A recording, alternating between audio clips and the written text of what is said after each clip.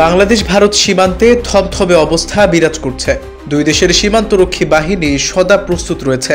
চাঁপাইনবাবগঞ্জে বিএসএফকে ধাওয়া করা ও ঝিনাইদহে ৫ কিলোমিটার জমি বিজেপি পুনরুদ্ধারের পর উত্তেজনা তীব্র হয়েছে। যে কোনো দিকে মোড় নিতে পারে পরিস্থিতি। সীমান্ত জুড়ে ভারতের অতিরঞ্জিত বাড়াবাড়ি অনেকদিন ধরেই চলছে। গায়ে পড়ে প্রতিবেশী দেশের সাথে বিবাদে জড়াতে চাইছে তারা।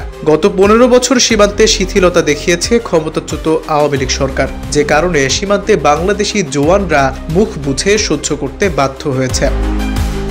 ২০১৬ সালে সর্বোচ্চ ৩৫৫ বার সীমান্তে গুলি চালিয়েছিল ভারত। স্বরাষ্ট্র মন্ত্রণালয়ের বরাতে দ্য ইন্ডিয়ান এক্সপ্রেস এক প্রতিবেদনে এই তথ্য জানিয়েছে।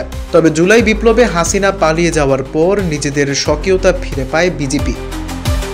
সর্বশেষ গেল সোমবার উত্তেজনা তৈরি হয় চাঁপাইনবাবগঞ্জ সীমান্তে। সীমান্তের বিপরীতে কাঁটাতারের বেড়া নির্মাণ শুরু করে বিএসএফ, এতে বাধা দেয় বিজিবি।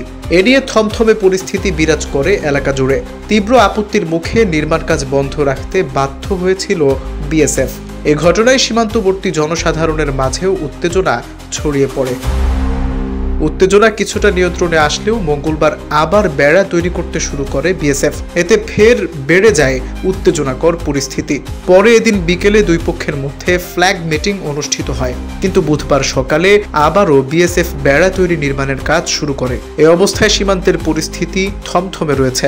সতর্ক অবস্থানে রয়েছে দুই দেশের সীমান্তরক্ষী বাহিনী। চিন্তায় পড়েছেন স্থানীয়রা। ক্ষেত খামারে কাজ বন্ধ রেখেছেন তারা।